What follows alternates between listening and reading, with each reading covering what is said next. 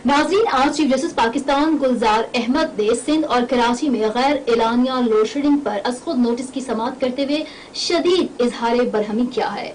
उन्होंने रिमार्क्स दिए हैं कि निजी कंपनियां हुकूमत की गलतियों का फायदा उठा रही हैं। मजीद चीफ जस्टिस साहब ने यह भी कहा है कि अगर खोज लगाया जाए तो के इलेक्ट्रिक बम्बई से कंट्रोल हो रहा होगा।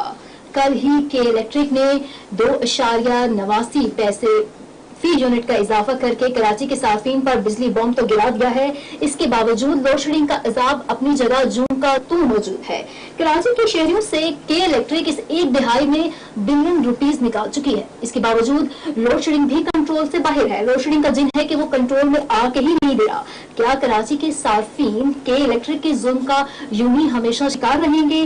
के इलेक्ट्रिक के खिलाफ अदालत की बरहमी, अवाम का एहतजाज, सियासी जमातों की सियासत तो जारी है, पर अवाम को बिजली के इन भारी भरकम बिलों से और लोड शेडिंग के अजाब से निजात आखिर कौन दिलाएगा? के इलेक्ट्रिक की बदतरीन कारकर्दगी के पीछे वो कौन से अवामिल हैं और आखिर वो कौन सा गठजोड़ है जिसकी जानिब आज अदालत ने इशारा किया है? इन तमाम सवालों का जवाब जानने की कोशिश करेंगे हमारे आज के प्रोग्राम में। इसके अलावा हमारा दूसरा मौजू होगा कौमी सासा न्यूयॉर्क का रोजवेल्ट होटल।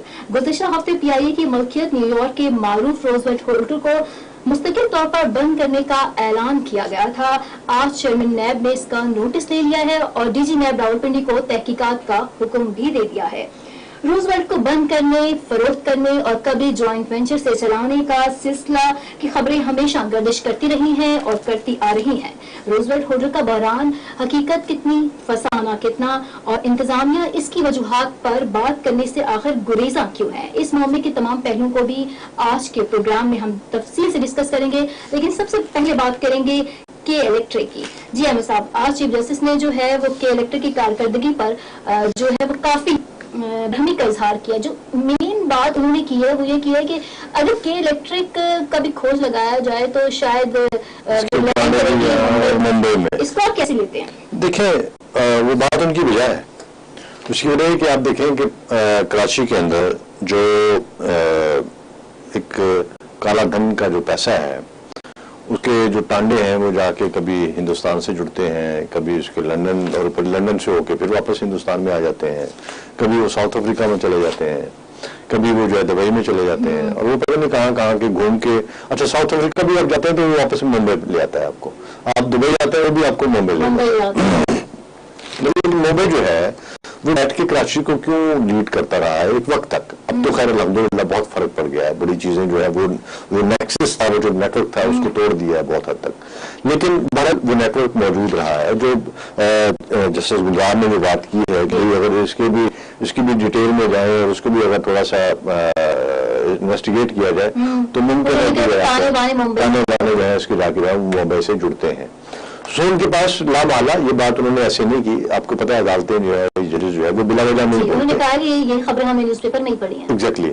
सो उनके पास कोई खबर किसी न किसी क्वार्टर से पहुंची है और ये नहीं होता कि उसने न्यूज़पेपर देख के पढ़ा है और उन्होंने आगे बोलना शुरू कर दिया। लाभ आला उनके पास जो है उनके बहुत सारे और भी सोर्सेज होते हैं, उन तक जो है वो खबरें जो है वो पहुंच जाती हैं और वो समटाइम खबरें मंगवा भी लेते हैं, उसकी डिटेल भी वो हासिल कर लेते होते हैं। लाभ आला उन्होंने इसके ऊपर जो है प्रॉपर इन्वेस्टिगेट किया है, उसके बाद जाके उन्होंने जो है वो बात की है। सो मैं समझता हूँ कि इसकी अब तहकीकात अगर पहले नहीं भी थी तो अब होनी चाहिए। हमारी डिमांड है कि आप जो है कि इलेक्ट्रिक के लोग उनकी छान पटक की जाए, ये देखा जाए कि कौन कहाँ किसकी वहां पे बैठा हुआ है, कौन किसको कब क्यों किस तरह लेके आया और वो आज तक इतने अरसे जो है वो कि इलेक्ट्रिक में बैठ के क्या कर रहा है। कहीं ऐसा तो नहीं वाकई कि देखिए कराची जो है वो हब है, मुआशी हब है पाकिस्तान का। अगर अभी जो फिफ्थ जनरेशन वारफेयर है, फिफ्थ जनरेशन वारफेयर के अंदर हाइब्रिड वारफेयर के अंदर ये बड़ी इंपॉर्टेंट चीज है कि इकोनॉमिक वारफेयर, और इकोनॉमिक वारफेयर के अंदर ये होता है कि आपने अगर किसी मुल्क को खत्म करना है, बर्बाद करना है, तबाह करना है या उसको एक खास मैच तक लेके आना है तो आप उसकी इकोनॉमी को हिट करें। और इकोनॉमी को हिट करने के लिए पाकिस्तान के अंदर एनर्जी का क्राइसिस अगर पैदा कर दिया जाए तो लामहला आपकी इकोनॉमी हिट हो सकती है। और अगर एक एनर्जी क्राइसिस पैदा करने में, मतलब कि अगर कराची जो है वहां पर एनर्जी का क्राइसिस पैदा कर दिया जाए तो उसकी क्राइसिस पैदा करके ना सिर्फ ये है कि उसमें पाकिस्तान के इस शहर के अंदर जो है वो एजिटेशन, डेमोन्स्ट्रेशन और बहुत सारे मुजाहरे करवाए जा सकते हैं, लोगों को लगाया जा सकता है वहां पे जो है, बल्कि ये भी है कि वहां पे मशीनरी जो है, जो आपकी जो सही के सही जो चल रही, जो मैशत जिसके ऊपर बेस करती है, जो कि फैक्ट्रीज हैं, जो कि तो उनकी मशीनें जो है वो जैम की जा सकती है, रोकी जा सकती है। बिजली नहीं होगी तो मशीनें कहाँ से चलेंगी? मतलब एक कहेंगे कि सब किस्म का रिमार्क्स जो है वो चीफ जस्टिस ऑफ पाकिस्तान की जानिब से दिया गया है कि कराची और बलूचिस्तान में जो बिजली कंट्रोल की जा रही है उसके ताने बाने जो मुंबई से मिलते हैं, तो फिर सर हमारे इदारे क्या सो रहे हैं? देखिए, इदारे भी जो है वो भी उस पे चलते हैं ना, एविडेंस पे चलते हैं। अब अगर प्रूव करना मुश्किल तो खैर शायद ना हो, लेकिन होता ये है कि आप देखें ना कि समटाइम वो पेश कर देते हैं अपनी चीजें जो आपके यहाँ आप देखें ना कि GITs बनी है, चाहे वो मॉडल टाउन की GIT है, चाहे वो जो है वो दूसरे जो बड़े बड़े वो हुए थे उसकी GIT, या इवन सो मच अभी जो है वो बल्दिया अकाउंट फैक्ट्री की जो GIT बनी थी उसने जो रिपोर्ट पेश की थी, और उसके अलावा भी बहुत सारी GITs तो अपनी रिपोर्ट नहीं देती है, उसमें इन्वेस्टिगेटिव सऊदी और कवैती बिजनेस ग्रुप्स का इश्तराक है, जो वकील के इलेक्ट्रिक ने जो है वो अदालत को बताया है कि इसमें जो है जो शेयर होल्डर्स हैं वो सऊदी और कवैती बिजनेस हैं, तो क्या उन ग्रुप्स के पीछे कोई सब ग्रुप्स हैं जिनकी तरफ अदालत ने इशारा किया है? देखिए, होता क्या है, होता ये कि फ्रंट मैन बनाया जाता है ना, फ्रंट मैन तो लामहला सऊदी अरब कभी भी नहीं चाहेंगे, आपको पता है अपना इंडियंस कभी भी नहीं चाहेंगे कि वो सामने आए। आपको शायद इस बात का अंदाजा नहीं है कि बहुत सारे हमारे जो गल्फ के मुल्क हैं उनको कहा जाता है कि उनका ससुराल है सऊदी अरब, और इसलिए कि उनकी जो इंडियंस जो ख्वातीन हैं वो मुख्तलिफ हमारे जो गल्फ कंट्रीज हैं उनके वहां पे जाके ब्याही हुई हैं, और उनको कहते हैं कि जी वो भारत जो है वो उनका ससुराल है, और भारत के अंदर जो है उनके बहुत ज्यादा रिश्तेदारियां हैं, और भारतीय कन्याएं जो है वो बहुत सारे हमारे अरबी भाइयों के यहाँ जो है बतौर वाइफ्स जो है वो रह रही हैं वहां पे। सो आप सोचें कि वो कैसे उसको, आपको शायद याद नहीं है, आप जरा पुराने उठा के पढ़े स्टोरीज और आपको अंदाजा होगा, और पुरानी फिल्में भी देखें उसमें भी कुछ स्टोरीज के ऊपर काम हुआ कि तेल अवीव के अंदर किस तरह से जो इजराइल ने अपनी इजरायली ख्वातीन के जरिए जो है वो राज लिए थे बड़े बड़े, और किस तरह से जो है उन्होंने पेनिट्रेट किया, असर्ट किया उनके जनरल्स के अंदर और वहाँ की मिलिट्री के अंदर, और फिर वहाँ पे जो है उन्होंने किस तरह से वो, और फिर वहाँ के हुक्मरानों के अंदर किस तरह से उन्होंने अपनी ख्वातीन के जरिए जो है वो अपने मामला किए। सो मिस्टर आप रशिया को देख लें, रशियन ख्वातीन जो है वो अब तक पूरी दुनिया में फैली हुई थी, और स्पाई जो है और ख्वातीन के जरिए जो है वो बड़ा, मतलब कि दुनिया के अंदर ये रहा है। तो अगर इंडियन भारतीय ख्वातीन जो है वो अगर हमारे अरबी भाइयों के साथ हैं, और अगर अरबी भाई यहाँ पे आ गए हैं कि इलेक्ट्रिक में तो है, तो वो फिर पीछे देखे ना कि किनके हैं, क्योंकि ताने बाने किनके हैं, चीजें कहाँ जाती हैं, तांडे कहाँ जाते हैं, कौन लोग हैं पीछे बैठे हुए। सो मैं समझता हूँ कि ये जो चीफ जो जस्टिस गुलजार ने जो बात की ये बड़ी इंपॉर्टेंट है, ये फेंकने वाली बात नहीं है। इस बात को जो है उन्होंने तो कर दिया, आप चलाना हमारा काम है। उन्होंने कहा है कि जो निजी कंपनियां हैं वो हुकूमत की गलतियों का फायदा उठा रही हैं। हुकूमत की वो कौन सी गलतियां हैं जिनकी वो निशानदेही यहाँ करना चाह रहे हैं? देखिए, आप इससे थोड़ा पीछे जाए तो आपको IPPs जो है बेनजीर भुट्टो साहब के दौर में IPPs का उन्होंने इंट्रोड्यूस कराया था उस वक्त, और बहुत अच्छा था। अगर IPPs ना आते, इंडिपेंडेंट पावर प्लांट्स जो है ये जिस तरह मुख्तलिफ शहरों में और मुख्तलिफ इलाके उन्होंने बड़े बड़े जो, तो अब बड़ा मुश्किल था उस वक्त, तो पाकिस्तान के अंदर जो है वो एनर्जी क्राइसिस बहुत ज्यादा था, और हम लोग जो है वो खपत उसकी पूरी नहीं कर पा रहे थे। अभी भी इस वक्त हमारे पास जो IPPs हैं, अगर इनको प्रॉपर इनको प्रोवाइड कर दी जाए तो आपके यहाँ 38,000 मेगावाट तक बिजली आप प्रोड्यूस कर सकते हैं, कैपेसिटी है आपकी इनकी। लेकिन बात यह है कि महंगी बिजली होती है, और इस महंगी बिजली में चूंकि गवर्नमेंट वापडा एक बहुत बड़ा माफिया है वापडा के अंदर बैठा हुआ, जो कि उसको प्राइवेटाइज भी नहीं होने देता है, और उसको काम भी नहीं करने देता है, और उसको डिलीवर भी नहीं करने देता। और ये सारे लोग हैं जो बैठ के पैसे खाते हैं। नेपरा के अंदर भी है, वो जो गवर्नमेंट का जिसकी तरफ वो इशारा कर रहे हैं, वो कह रहे हैं कि सब लोग ये सारे मैक्सिस है, ये मिले हुए, ये माफिया है एक बहुत बड़ा। और ये माफिया जो है ये क्यों बिजली को देखे, मैं जो है सोमालीलैंड जाने का इत्तेफाक हुआ, सोमालीलैंड यूनाइटेड नेशन वहां पे उनका वो चैनल वो खड़ा करना था। अब यकीन करें कि आपको महसूस होता है कि यहाँ पे कभी सड़क थी, आपको महसूस होता है कि यहाँ पे कभी किसी जमाने में कोई गली थी, आपको महसूस होता है कि यहाँ पे कोई बड़ा प्लाजा था। अब वो सब कुछ जो है वो बिल्कुल खाकस्तर हो चुका है, जल चुका है, खत्म हो चुका है, बर्बाद हो चुका है। लेकिन इसके बावजूद मैंने what I have seen, what I have observe कि वहां पे लाइट नहीं जा रही थी। मैंने कहा ये क्या आपने सिस्टम किया, वो क्या लाइट क्यों नहीं जाती? उन्होंने कहा बिल्कुल हमने इस तरह किया हुआ कि जैसे आपके मुल्क में छोटे छोटे आपने देखा जो केबल ऑपरेटर्स हैं, जो केबल हर इलाके गली मोहल्ले में दे रहे हैं, तो उन्होंने कहा हमने ये किया कि अपने उन्होंने ला के जनरेटर्स, बड़े बड़े जनरेटर जो है हाई फाई किस्म के जनरेटर्स वो घरों के अंदर लगाए हुए हैं और वो अपने 20 घरों को 50 घरों को गली के जो है वो बिजली फराहम कर रहे हैं, उनसे वो पैसे लेते हैं। तो अगर पाकिस्तान के अंदर ये फार्मूला कर दिया जाए तो आप यकीन करें कि सारी सस्ती बिजली मिल सकती है। फिर कंपटीशन होगा, मेरे पास 4 तारे मेरे घर के सामने से गुजर रहे हैं, मैं जिससे मर्जी बिजली ले लूं। लेकिन हुक्म नहीं करने देता वापडा इसलिए नहीं करने देगा कि वापडा की मोनोपोली खत्म हो जाएगी। अच्छा, ये क्या करना चाह रहे हैं अभी आने वाले वक्त में, ये कर रहे हैं कि प्रीपेड कनेक्शन का एक सिलसिला शुरू कर रहे हैं। इससे पहले गाजी साहब जब थे इसके एनर्जी के पिछली गवर्नमेंट में, तो उन्होंने भी जो है इसके ऊपर काफी सारी अपनी वो की थी और उनका ख्याल था कि हम जल्दी जल्दी जो है ये काम कर लेंगे। अब उसी को ये आगे लेके चल रहे हैं। अगर ये पावर प्लांट्स इनके ये जो इसको वो कर देते हैं, इसको प्रीपेड बिजली का सिस्टम, जिसमें ये होगा कि आप कार्ड खरीदेंगे और आप जाके उसमें लगा देंगे, तो ये होगा काफी ममालिक में ऐसा हो रहा है। अच्छा, उससे ये होगा कि इनको पैसे पहले दिया करेंगे, यानी देखे ना पहले गवर्नमेंट आपसे पैसे ले लेगी और बाद में बिजली देगी, और वो भी फिर बाद में बिजली होती है कि नहीं होती। अब ये देखें, ये अगले एक क्वेश्चन होगा कि आपने पैसे भी दे दिए लेकिन आपको बिजली नहीं मिली। के इलेक्ट्रिक की कारकर्दगी पर बात करें तो नेपरा ने के इलेक्ट्रिक की कारकर्दगी पर कई बार जो है वो उसको जुर्माने भी कर चुका है, वार्न भी कर चुका है, लेकिन क्या वजह है कि अगर इस पूरी एक भाई को देखा जाए तो बिलियन रुपीस निकलवा चुकी है शहरियों के जेब से, उसके बावजूद लोड शेडिंग का मसला है तो वो जून का तुम है। मुझे बताइए कि इस मुल्क में किसी माफिया पे आज तक हाथ डाला गया? नेपरा बेबस है, नेपरा को पैसे जाते हैं।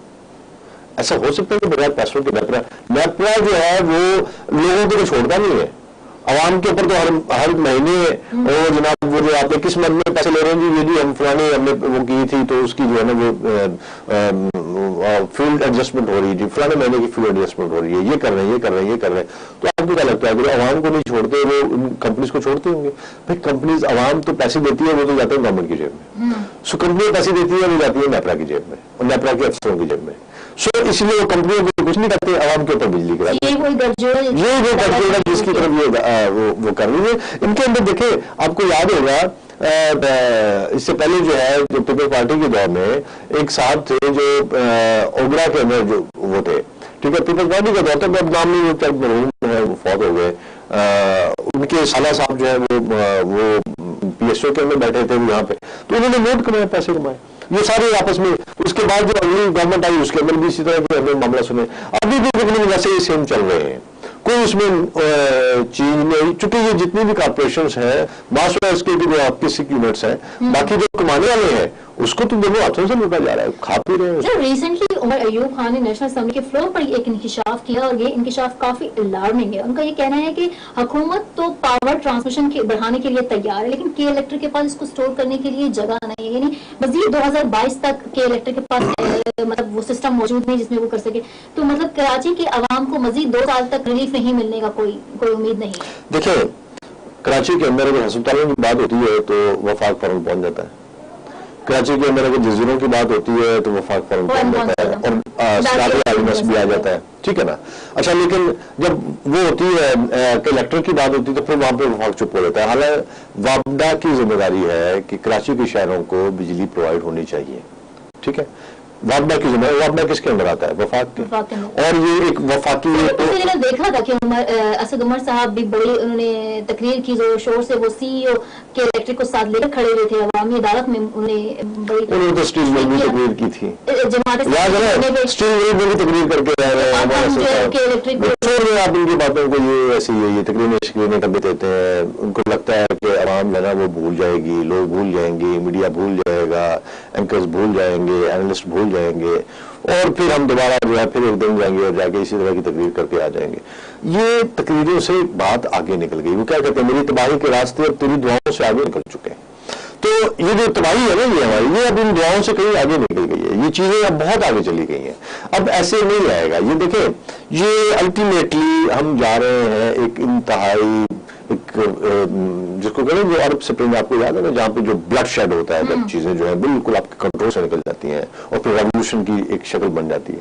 सो मुझे डर है, मुझे लग रहा है कि अगर हम उस तरफ निकल गए तो फिर हालात किसी के कंट्रोल में नहीं आएंगे, बढ़ती चली जा रही है, हर चीज बढ़ती चली जा रही है, और चीजें जो है वो आउट ऑफ कंट्रोल। ठीक है। और फिर आप ये देखें कि सिर्फ ये नहीं है, बल्कि के इलेक्ट्रिक जो है वो लोगों को ये जो खंबे लगाता है, उस खंबे वो जो है वो वहां से शॉर्ट सर्किट होता है, वो जल जाते हैं, नीचे गिर जाते हैं, तारें गिरती हैं, लोग मरते हैं, बिजली आप देखें कि अगर ऐसी वो होती है, बारिश होती है तो बिजली बंद हो जाती है, इनके फीडर जो है वो ट्रिप कर जाते हैं, ना सिर्फ के इलेक्ट्रिक बल्कि पूरे पाकिस्तान के अंदर यही हाल है।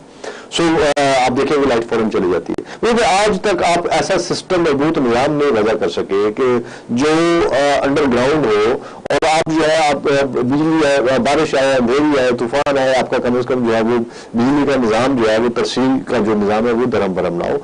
आपके यहाँ तो जरा से जो है वो छिंटे चार पड़ती है और आपकी बिजली चली जाती है। सो वहां पे आप क्या लोगों को बिजली प्रोवाइड करेंगे और आप क्या लोगों को वो करेंगे? बादल आ जाए तो बिजली ले जाते हैं। बादल क्या, वो खबर ही आ जाए ना बादलों की कि बादल आ रहे हैं तो कहते हैं बस ठीक है बिजली बंद है। सो मैं नहीं समझता कि ये के इलेक्ट्रिक जो है ये बहुत बड़ा माफिया है। इस माफिया के पीछे बहुत बड़े बड़े माफिया बैठे हैं जिनको बाकायदा धन वो बते जाते हैं या जिनको बाकायदा हो जाते हैं। कैसे टूटेगा? सिर्फ अदालत के नोटिस लेना काफी होगा? नहीं, मेरे नहीं ख्याल कि अदालत से नोटिस लेगी। अदालत जो है मेरे ख्याल पीछे पड़ गई है और अदालतें अल्टीमेटली जो है उन्हीं को करना है, हमारे मोअज़्ज़ज़ अदलिया को कुछ ना कुछ करना है। मुझे इन्हीं पे आभास है, या हमारे पाक अफवाज है जो कुछ ना कुछ कर रही होती है, या अदलिया कुछ ना कुछ कर रही है। उनको पिछले कुछ दिनों नैब ने हिरासत में भी लिया हुआ था, फिर छोड़ दिया, पहले उनको ओहदे से भी हटा दिया था, वो फिर आ गए। आज इस पे भी अदालत ने काफी हैरानगी का मुजाहरा किया कि आप देखिए अदालत तो हैरानगी ही कर सकती है। अदालत और क्या करे, वो जो है वो नैब को बुला के या उसको बुला के दे दिए होंगे पैसे, किसी को कुछ खिला दिया होगा। अवाम को ये लूटने का सिलसिला कब तक रहेगा? ये तो सिलसिला देखिए उस वक्त तक रहेगा जब तक कि आपके यहाँ एक पॉलिटिकल विल नहीं आ जाती। और पॉलिटिकल विल जो आएगी वो तब आएगी जब ऊपर बैठा हुआ शख्स ये सोच ले कि मेरे ऊपर नींद हराम है, मेरे ऊपर सुकून हराम है, मेरे ऊपर खाना पीना हराम है। मैं उस वक्त तक चैन से नहीं बैठूंगा, न बैठने दूंगा जब तक कि जो है मैं मामला को हल नहीं कर लेता। और देखिए नौशीन, मामला ये नहीं होते कि आपने एक ही वक्त में 10 मामला हैं और 10 मसाइल और 10 के 10 एक ही दफा हल करने। आप एक मसले को ले लें, आप कहें यार मेरे पास 5 साल है और मैंने 6 महीने में एक मसला हल करना है। आप रोजाना उसके ऊपर मीटिंग करें, रोजाना आप जो है लोगों को बुलाएं, रोजाना उनकी बेइज्जती करें, रोजाना उनसे पूछें, रोजाना फॉलो अप लें। यार कितने दिन लोग भागेंगे, कितने दिन लोग छुट्टी करेंगे, कितने दिन फाइल नहीं चलेगी, कितने दिन मसला जो है वो वहां पे कायम दायम रहेगा। अल्टीमेटली मसले को हल होना होता है और ये तब होता है जब उसके बारे में फॉलो। जब ये है कि आज मुझे याद आया, आज मैंने पूछ लिया, 4 दिन मुझे याद ही नहीं रहा और 5 दिन उनको पता साहब को आज बस ठीक है, उससे मुझे पूछ लिया, उसके बाद एक चीज नहीं है ना। ओगरा, नेपरा, के इलेक्ट्रिक, ये तो एक चेन है जो जुड़ी हुई है और जिसकी मतलब क्या कहेंगे आपको ना अहली को या इनकॉम्पिटेंस को अवाम के ऊपर डाला जा रहा है। आप याद करें ना मेरा वो लफ्ज Mitha Singh and Prem Singh, one name at same thing. Oil के प्राइस बढ़ते हैं तो उसका फायदा जो है वो नेपरा जो है के इलेक्ट्रिक को देता है, लेकिन जब यही फर्नेस ऑयल की कीमतें कम होती है तो कोई नहीं, लोगों को फायदा नहीं मिलता। लोगों को इसलिए फायदा मिलता है कि वो फायदा जो है फिर उनकी जेब में जाता है, उनकी जेब से होकर फिर किसी और की जेब में जाता है। क्योंकि जेब भी बहुत बड़ी है ना उनकी, ये यार की जमीलें हैं, पढ़ी ना अपने मुल्ला यार की कहानी बचपन में। तो ये यार की वो जमीलें हैं जिनके पेट बहुत बड़े हैं और इन बड़े बड़े पेटों के अंदर जो है वो पूरा पाकिस्तान का सारा सरमाया भी चला जाए तो शायद वो जमीलें ना भरे। लेकिन सर अवाम की तो कहीं बस हो जाएगी ना। अवाम मुझे बताइए, अवाम तो वो कहते हैं कि हमने गरीब छोड़ना ही नहीं है, तो बस गरीब को मार देना है, तय हो गया है। वही कब तक जो है वो मार देंगे। देखिए ये जुल्म वो कहते हैं कि बुझा सको तो दिया बुझा दो, दबा सको तो सदा दबा दो, दिया बुझेगा तो सहर होगी, सदा दबेगी तो हशर होगा। तो बात यह है कि अल्लाह न करे कि कोई हशर का एक मुकाम आ जाए, अल्लाह न करे कि जो है वो वाली शहर हो जिस शहर को हम नहीं चाहते कि जो रेवोल्यूशन के साथ जो है वो जो इंकलाब उसके साथ जो तलू होती है, क्योंकि उसके बाद फिर कुछ बाकी नहीं बचता। और अल्टीमेटली हम अपने लोगों को, अपने आवाम को, अपने उसको जो है उस जगह तक लेके जा रहे हैं, उस मकाम तक लेके जा रहे हैं जहाँ पे ये इस्लाहात की बजाय जो है वो इनकलाब का मुतालबा शुरू। सर, आज अदालत में जो है वो नेपरा और सीईओ के इलेक्ट्रिक एमडी तमाम स्टेक होल्डर्स मौजूद थे। नेपरा हिदायत को बोला है कि वो कराची में जो है वो के इलेक्ट्रिक उसको कम करने के लिए मुकाबले की फजा काम करना चाहती है, मजीद कंपनियों को इन्वॉल्व करना चाहती है, जिसमें शिंगाई इलेक्ट्रिक का भी एक ऑप्शन है जिसको अदालत ने कुछ खास पसंदीदगी की नजर से नहीं देखा। और क्या ये मसले का हल है? देखिए, शिंगाई इलेक्ट्रिक या आप कोई भी इलेक्ट्रिक ले आए, बात यह है कि वो सिस्टम है जो गंदा सिस्टम है। इस सिस्टम के अंदर आप जो है ना कोई भी चीज डालेंगे ना, ये वही निकलेगा जो अंदर से निकलना है। उसी आप ये शिंगाई क्या आप न्यूयॉर्क इलेक्ट्रिक को ले आए, आप वाशिंगटन इलेक्ट्रिक को भी ले आए, आप जो है वो हैम्बर्ग की जो इलेक्ट्रिक है उसको ले आए, या आप जो है वो फ्रांस की जो है वो किसी इलेक्ट्रिक को ले आए। सो मैं नहीं समझता कि कोई भी इलेक्ट्रिक आएगी वो यहाँ पे आगे डिलीवर कर सकेगी। उसकी वजह ये है कि जब आप यहाँ पे कोई भी आता है तो वो सबसे पहले कहते हैं कि हमें क्या देंगे। वो ऊपर बैठे हुए, वो उनकी जेबें जो है वो भरनी चाहिए, उनको अपने पैसों से गरज है, अपने कमीशन से गरज है। उनकी तरफ से आवाम को आप कुछ दें ना दें, आवाम मर जाए, आवाम जिए ना जिए, उनकी बलाश है, उनको इससे कोई लेना देना नहीं है। उनको गरज है तो अपने पैसों से गरज है, उनको गरज है तो अपने मामला से गरज है। नहीं, जिस मुल्क के अंदर आप देखें कि ये इसी सिंध में, सिंध की एक बहुत बड़ी एग्जाम्पल है कि वहां पर जो है अमरीका जी के एक साहब थे, कहीं पे अपॉइंट होकर चले गए। उन्होंने कहा कि जनाब, उनके सामने एक फाइल पेश की गई, वो ब्यूरोक्रेट थे। उसने फाइल देखी, उसने कहा ये क्या है? उसने कहा जनाब यहाँ पे कुआं था तो कुआं भरना है, उसके लिए जो है ना कुआं भरा था तो ये उसके बिल्स हैं। उसने कहा कहाँ था कुआं? उन्होंने कहा फलाने जगह पे था। उन्होंने कहा मुझे दिखाएं, मैं इंस्पेक्शन करना चाहता हूँ। वो वहां गए तो उन्होंने देखा तो वहां पर कुएं का नाम निशान नहीं। उन्होंने कहा कुएं का नाम निशान नहीं। तो वो कहते हैं कि बस सर वो पुराने कागजों में तो ये कुआं बना था, खुदा भी था, फिर जहाँ से पानी नहीं निकला तो इसलिए उसको बंद कर दिया गया। उन्होंने अच्छा ठीक है, अब ऐसे है कि मैं ये दोबारा कहो कि वो भरा तो था कुआं, तो ठीक तरह से नहीं भरा गया, तो अब उसको हमने प्रॉपर जो है ना उसकी वो करके तो उसको सिमेंटेड किया है, तो फिर नई फाइल बनाओ और उस बिल को डबल करो, फिर मैं इसके ऊपर साइन करूंगा। और जो डबल बिल किया था उसके जो ऊपर वाली रकम थी वो उस बंदे की जेब में गई। तो मुझे बताइए कि जहां पे जो है कुआं खुद भी जाए उसके भी पैसे, कुआं भर भी जाए उसके भी पैसे, कुआं दोबारा भर जाएगा उसमें उसके भी पैसे, फिर खुदाई होगी उसकी। तो यहाँ पे तो इतनी करप्शन है, लोगों का माइंडसेट इतना ज्यादा गंदा हो चुका है, गंदा हो चुका है, ये आप कुछ नहीं कह सकते। यहाँ पे लस्ट, हिर्स, हाउस, पैसे के लिए वो इतनी बढ़ गई है हमारे लोगों के अंदर कि उसका कोई इलाज नहीं है। इसका एक ही इलाज है, इनको लटका दें। और लटकाना इन्होंने नहीं है, उसकी वजह यह है कि ये खुद जो है वो मिले हुए हैं उसके अंदर।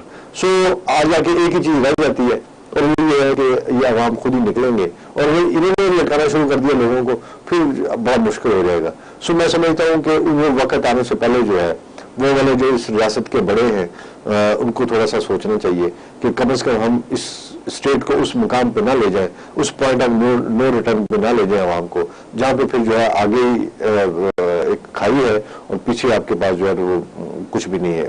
तो उस सूरत में ये मिल्क अल्टीमेटली जो है वो बड़े किसी बड़ी मुश्किल से दो चार हो सकता है। कराची इस वक्त जो है वो आबादी के लिहाज से काफी फैल चुका है, माशी हब भी है और उसकी जो जरूरियात हैं वो इस वक्त पाकिस्तान के बाकी शहरों से कई ज्यादा है तवानाई के हिसाब से। के इलेक्ट्रिक अपनी पैदावार में इजाफा क्यों नहीं कर रहा? वो डालता है नेपरा के ऊपर का, हमने दरख्वास्त दी है, नेपरा कहता है कि इन्होंने उसके ऊपर हुक्म इम्तना दिया हुआ है। तो ये सारा मामला क्या है? बात यह है कि काम कोई नहीं करना चाहता, निकम्मे हैं दोनों, और सिर्फ इजाफा कर लेना हर दूसरे। ठीक है, नलायक है, निकम्मे हैं, निखट्टू हैं और करप्ट हैं और इनकॉम्पिटेंट है।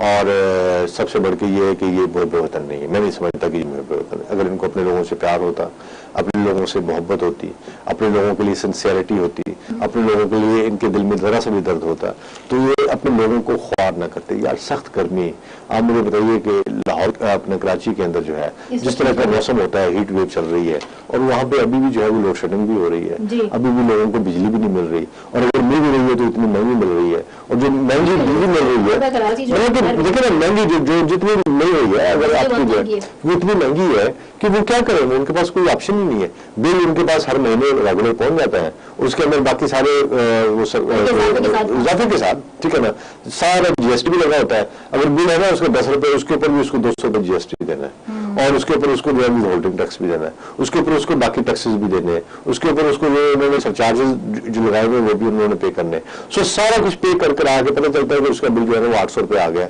चलाया क्या है उसने एक जो है छोटी सी लाइट चलाई। तो ये है कि उसके बावजूद 3-3 घंटे लोड शेडिंग होती है, 3-3 घंटे। और भाई कराची के ऐसे इलाके हैं वो कह रहे हैं कि हमें कितने दिनों से बिजली नहीं मिल रही। पीछे आप देखेंगे जब बारिशें आई थी तो बिजली बिल्कुल गायब थी, इतने दिन तो बिजली आई नहीं होकर बिजली भूल ही गई कि बिजली होती कैसी है।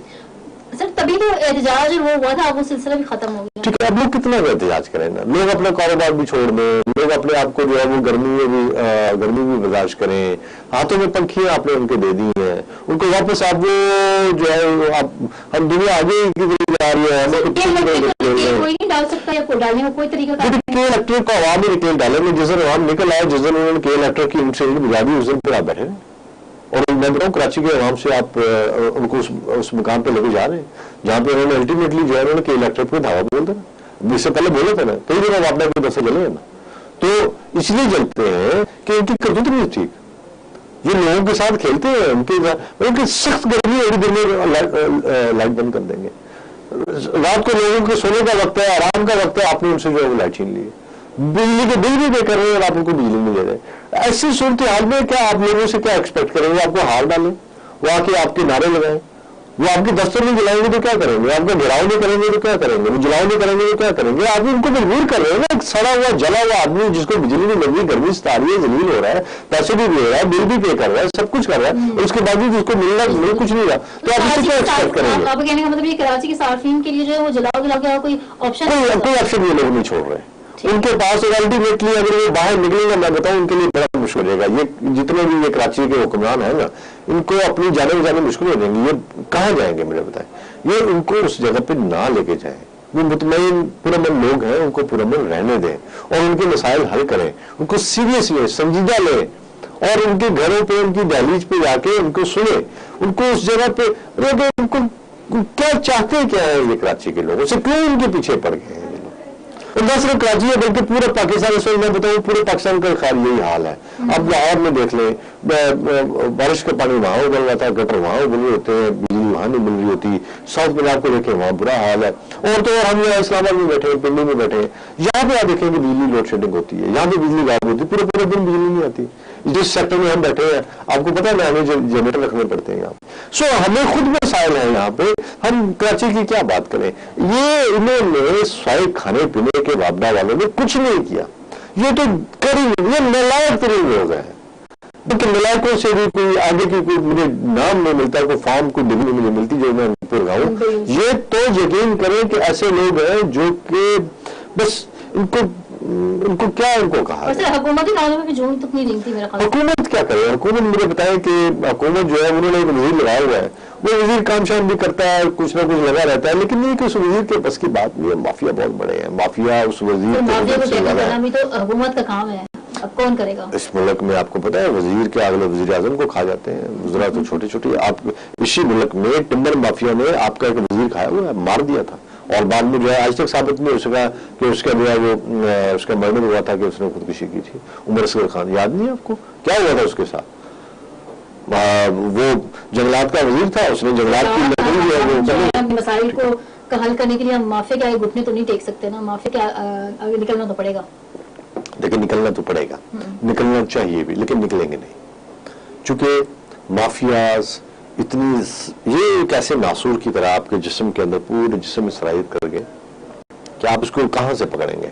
वो जो होता है ना, कई एक जगह पे फोड़ा फिंसी या कुछ चीज ऐसी होती है, आप उसको ऑपरेट कर लेते हैं, लेकिन जब वो फैल जाता है लोगों में, खून बन के दौड़ रहा होता है नासूर, फिर वो पूरे जिस्म को खा जाता है।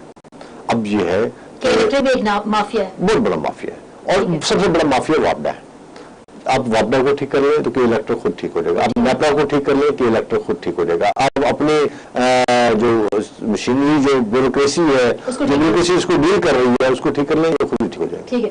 सर, हमारा आज का जो दूसरा टॉपिक है वो है पीआईए की मलकियत में न्यूयॉर्क के मारूफ होटल। ये जो है वो न्यूयॉर्क के मेन जो वो क्या कहते हैं सिकास में मौजूद ये जो होटल है मारूफ रोजवेल्ट, इसको कभी बंद करने, कभी इसको जॉइंट वेंचर से चलाने और कभी इसके जो है वो कर्जों की बातें गूंजती हैं। और अभी भी कुछ गुज़िश्ता हफ्ते ही इसको बंद करने का, मुस्तकिल तौर बंद करने का ऐलान किया गया था। आज इसके ऊपर चेयरमैन नैब ने जो है वो नोटिस ले लिया है और उन्होंने डीजी नैब रावलपिंडी को तहकीकात का हुक्म दे दिया है। ये रोजवेल्ट का मामला आखिर क्या है? देखिए, पीआईए के अंडर ये एक होटल है, पीआईए का अपना ही है, ये इनकी प्रॉपर्टी है। पाकिस्तान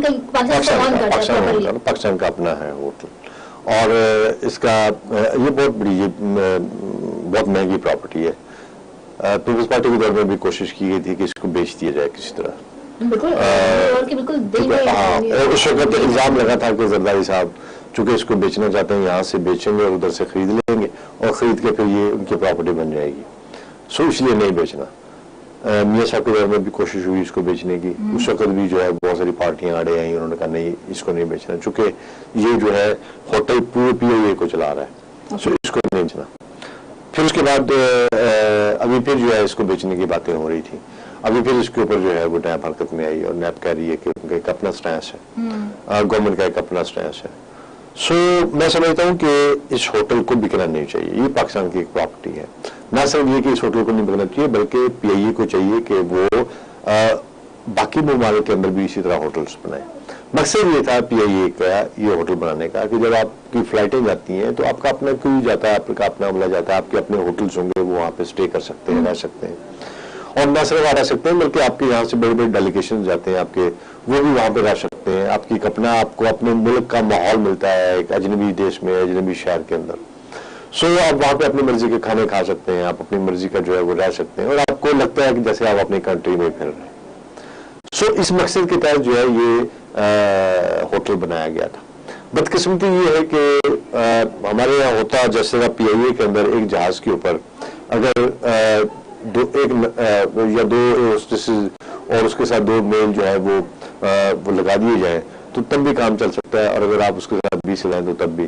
तो यहाँ पे ये था कि एक जहाज पे 20-20, 25-25 लोग लगा रखे थे इन्होंने, जिसकी वजह से आप देखेंगे क्या सूरत हाल है पीआईए की। और फिर जहाज के साथ जुड़े हुए बाकी जो है क्रू आप नीचे देखेंगे, जो बुकिंग से लेके और नीचे तक जो है, ये कोई टोटल मिला के वो कहते हैं कि 2000 से ज्यादा बंदा बन जाता है एक जहाज के साथ। उनकी तादाद हजारों में है टोटल। जहाज कम होते जा रहे हैं, बंदों की तादाद बढ़ती जा रही है। सो मुमकिन नहीं कि आप इतने सारे लोगों को फीड कर सकें। सिमिलरली उन्होंने ये किया कि होटल के अंदर भी इसी तरह की बेजा जो भर्तियां और बेजा लोग और बेजा जो इनके मामलात हैं वो इतने ज्यादा हो गए थे कि इसके जो होटल के जो मामलात हैं वो नहीं चल पा रहे थे। और उसको बेचने की जो सबसे बड़ा मकसद उनका हमेशा से यही रहा है कि किसी भी तरह से इस होटल को बेच के अपने आप को फ्रेंड मैन बना के उसको बेच देंगे, सस्ते होने पौने जो है, फिर वहाँ पे वो खरीद लेंगे उसको, और फिर खरीद के जो है उस होटल को जो है उसकी प्रॉपर्टी आपको पता है बिलियंस में है। और वो प्रॉपर्टी, वो पैसा अगर उनके पास आता है तो लाबाला इनके जो है बहुत सारे इनके खांचे, इनके जो मामलात हैं वो उनके सीधे हो जाएंगे। सो ये जो अभी 2 सितंबर को इत्तेफाकी राब्ता कमेटी का जो है वो इजलास हुआ था, उसमें उन्होंने इसके माशी बहरान पर काबू पाने के लिए फंड दिए और काबिल कमेटी का कहना था कि होटल को फरोख्त नहीं किया जाएगा बल्कि इसे किसी थर्ड पार्टी के जरिए, ज्वाइंट वेंचर के जरिए चलाया जाएगा। ये जैसे कि आपने कहा कि ओवर बर्डन है ये, तो इसको बजाय इसके खिलाफ कोई स्टेप्स लेने के, इसको बेच देना, इसको बंद कर देना, इसको ऑप्शन बनाया गया, आखिर क्यों? देखिए, इसलिए कि आसान लगता है, चलाना मुश्किल होता है दुनिया में। उसके लिए आपको चैलेंज लेना पड़ता है, आपको काम करना पड़ता है, आपको उठना पड़ता है, भागना पड़ता है, कॉम्पिटेंट लोगों को हायर करना पड़ता है। पूरी दुनिया में पीएलए इसलिए कि नलायक लोग है ना, और ओवर स्टाफिंग है। पाकिस्तान में जो पाकिस्तान के बहुत सारे इदारे हैं उसमें यही हाल है। सिर्फ पीएलए नहीं है, आप पीटीवी को देख लें, आप ओजीडीसीएल को देख लें, आप महकमा डाक को देख लें, हर जगह उन्होंने ओवर स्टाफिंग की हुई, जहाँ पे बनना चाहिए वहाँ पे वजूहात और रीजंस यानी उनको जो फाइंड आउट करने में उनका तदारुक करने के बजाय उनको बेच देना, उनको बंद कर देना या ज्वाइंट वेंचर कर देने को इजी ऑप्शन समझती, क्यों आखिर? इजी ऑप्शन मैंने आपको जैसे अर्ज किया, ऑब्वियसली बहुत सारी जगहों पे जो है वो गवर्नमेंट जो है वो बेबस भी है, गवर्नमेंट नालायक भी है। गवर्नमेंट से मुराद ये है कि हो सकता है प्राइम मिनिस्टर तो लायक है, लेकिन प्राइम मिनिस्टर के इर्द गिर्द जो लोग बैठे हुए वो कोई लायक फाइक नहीं है, वो सारे के सारे वो है प्राइम मिनिस्टर उनको लायक समझ के लेके आया था, उनका ख्याल था कि ये शायद काम करेंगे, ये शायद जो है मुझे डिलीवर करके देंगे, लेकिन डिलीवरी क्या हो रही है आपके सामने ही है। प्राइम मिनिस्टर खुद सिर पीट रहा है, उसको समझ नहीं आ रही वो अब क्या करे, कितना खेचे इनको, कितनी इनकी रजाई करे। सो जिनके काम पे जो नहीं विनती आखिर रहना, तो उसने इसी सिस्टम के अंदर रहते हुए इनसे काम लेना है। अब मुसीबत ये है कि ये जो लोग हैं ये सारे के सारे जो हैं, पहले आप देखें कि हर महकमे हर डिपार्टमेंट के अंदर बहुत बड़े माफियाज बैठे हैं। दूसरा उन इदारों के अंदर जो तंजीमें बैठी हैं, जो कि वहाँ पे जो है वो सीबीएस है, जो वहाँ की जो है वो यूनियंस हैं, वो काम नहीं करने देती। ओजीडीसीएल में एक बहुत स्ट्रांग यूनियन है जो काम नहीं करने देती। आप जरा सा किसी बंदे को हला कर दो तो खैर वहाँ पूरी यूनियन जो है वो शट डाउन कर देगी पूरे सिस्टम को। पीएए को आपको याद है उन्होंने जब जो है वो बेचने की कोशिश की थी तो पालपा जो है वो खुद वो भी बाहर आ गई थी, ठीक है ना। उसके बाद जो उनकी दूसरी यूनियंस हैं वो भी बाहर आ गई थी, सारा उन्होंने ऑपरेशन जो है वो मुअत्तल कर दिया था, उन्होंने कहा नहीं हमने काम नहीं करना। अच्छा, फिर उसके बाद आप देखेंगे पीटीवी के अंदर भी इस तरह यूनियंस हैं, आप पीटीवी को जरा छेड़ते हैं तो पीटीवी की यूनियंस भी बाहर आ जाती हैं। महकमा डाक के अंदर भी इसी तरह जो है वो मुख्तलिफ ग्रुप्स बने हुए प्रेशर ग्रुप्स हैं, वो सारे काम नहीं करने देते। सो में शो के यूनिवर्सिटीज के अंदर भी आप देख लें, यूनिवर्सिटीज के अंदर क्या टीचर्स क्या सरकार में अभी ये जो इतने सारे जो है सरकारी मुलाजमी निकले हुए थे तो किसी यूनियन के अंदर निकले, क्लर्कों की अपनी एसोसिएशन, अब क्लर्क माफिया को नहीं छेड़ सकते, क्लर्क जो है वो बाहर आ जाते हैं, आपकी जान को आ जाते हैं। सो ये माफियाज हैं, ये बैठे हुए हैं, काम कर रहे हैं और ये आपको चलने नहीं देते। सीडीए को देख रहे हैं, सीडीए के लिए इतनी बड़ी यूनियन बैठी है, वो नहीं चलने देती। सीडीए जो है यहाँ पे ईद के दिनों में उन्होंने मना कर दिया, उन्होंने नहीं हम गंदी नहीं उठाएंगे। जब उन्होंने गंदगी उठाने से उन्होंने इनकार किया तो हर तरफ गंदगी आपको नजर आ। सो आप कैसे ठीक करेंगे? जिस जगह पे आप हाथ डालते हैं वहां पे एक बड़ा माफिया बैठा हुआ है और वो माफिया आपको चलने नहीं देता। खान कहता है ठीक है कि यहाँ पे माफिया का राज है और वो माफिया जो है वो हमें नहीं चलने दे रहे, उसके लिए उसको जिस तरह की ताकत चाहिए वो ताकत ये सिस्टम नहीं देता, ये पार्लियामेंट्री सिस्टम उसको वो वाली ताकत नहीं देता जिस ताकत के बलबूते पे वो इन बड़े बड़े माफिया को हाथ डाल सकता है। लेकिन माफिया को फिर कैसे काबू किया जा सकता है? माफिया इसको काबू करने के लिए देखिए आपको प्राइम मिनिस्टर को पावरफुल करना पड़ेगा। प्राइम मिनिस्टर मजबूर है, प्राइम मिनिस्टर के इर्द गिर्द जो है प्राइम मिनिस्टर के पास जो है वो ताकत है, तो वो उसके अपने एमएनएस की प्रोसेस से जो उसकी पार्लियामेंट्री पार्टी है उसकी प्रोसेस से उसको पावर मिलती है। अब वो जो है उनके अपने मामलात है। अब किसी भी बंदे को हाथ डालते हैं उसका किसी न किसी एमएनए से लिंक निकलता है, किसी न किसी मिनिस्टर से लिंक निकलता है, किसी न किसी बड़े आदमी से लिंक निकलता है। वो जाके प्राइम मिनिस्टर के पास चला जाता है, उसको जाके प्रेशराइज करता है, सर ना करो सर, साढ़े बंदे ने सर तुम क्यों उन्होंने पीछे पे हो। अब प्राइम मिनिस्टर फिर क्या करे? सो वो कितने लोगों की सुनेगा, कितने को उसका आगे वो नहीं सुनता, वो कर जाता है कहीं ना कहीं जहां उसका बस चलता है वो छोड़ता नहीं। आपको याद है उन्होंने अपने 25 MP उड़ा दिए थे। सो प्राइम मिनिस्टर तो इस तरह का है कि मुझे पता है। मैं कहना चाहूंगी कि ये तमाम इदारे जो माशी बहरान का जिन में वजूहात की निजकारी का ऑप्शन फाइनल सामने आ जाता है, इनके लिए हुकूमत के पास कोई मैकेनिज्म है या नहीं? कोई नहीं। निजकारी के वाहिद ऑप्शन देखिए आपके सिक यूनिट्स हैं। सिक यूनिट से मुराद ये है कि जो आपके कुछ 60+ के करीब आपके ऑर्गेनाइजेशन हैं जिसको गवर्नमेंट बड़े अरसे से चाह रही है कि इनको निकाल को कर दे। आपके जो सैलरीज की मद में, तनख्वाहों की मद में, वो सारा बहुत सारा पैसा जो है वो वहाँ पे उठता है। सिर्फ स्टील मिल को देख लें अगर आप, तो आपकी एक बहुत बड़ी तनख्वाहें हर महीने जो है वो उनको देनी पड़ती हैं। आल्दो उनके पास देने के लिए पैसे नहीं होते, पता चलता है 6-6 महीने उनको तनख्वाही नहीं मिली और उनको जो है एक्स्ट्रा फंड्स निकालने पड़ते हैं। फिर न सिर्फ ये कि तनख्वाहें, बल्कि जब वो रिटायर्ड होते हैं तो फिर उनको पेंशन भी देनी है। न सिर्फ ये कि पेंशन, बल्कि वो पेंशन जो है एक बड़ी रकम तो उनको उसी वक्त देनी है होती है आपको, और एक खास रकम है जो आपको हर महीने उनको वो भी पे करनी है। सो ये एक एक्स्ट्रा बर्डन है जो हुकूमत पे पड़ा हुआ है तनख्वाहों की मद में और जो उनकी पेंशन है उसकी मद में। और ये रकम जो है ये गवर्नमेंट चाहती है कि किसी भी कीमत पे उनकी इससे जान छूट जाए, लेकिन ये जान छूटने वाली नहीं है। इसकी वजह यह है कि ये को आज से नहीं ये अरसगराज से है। और उसके अंदर इतनी ज्यादा सियासी भर्तियां की हुई हैं, उतनी ज्यादा सियासी वाबस्तगी है उनकी कि वो कहीं ना कहीं किसी न किसी पार्टी के साथ उनका ताल्लुक है। जब आप उसको निकालने या छोड़ने की कोशिश करते हैं तो अल्टीमेटली और अपोजिशन में चले जाते हैं, कहीं और चले जाते हैं, वहां से प्रेशर आता है और हुकूमत को बैकफुट पे जाना पड़ता है।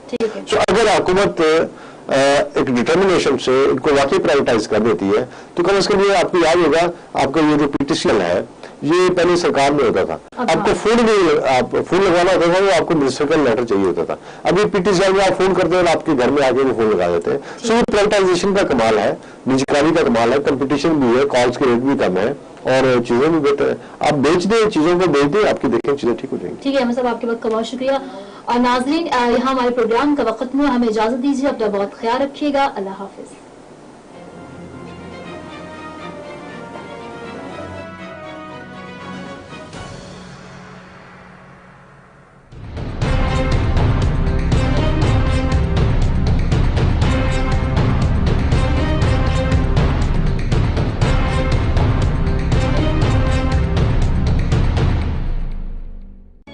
तीन चीजों को कभी मत छोटा समझना: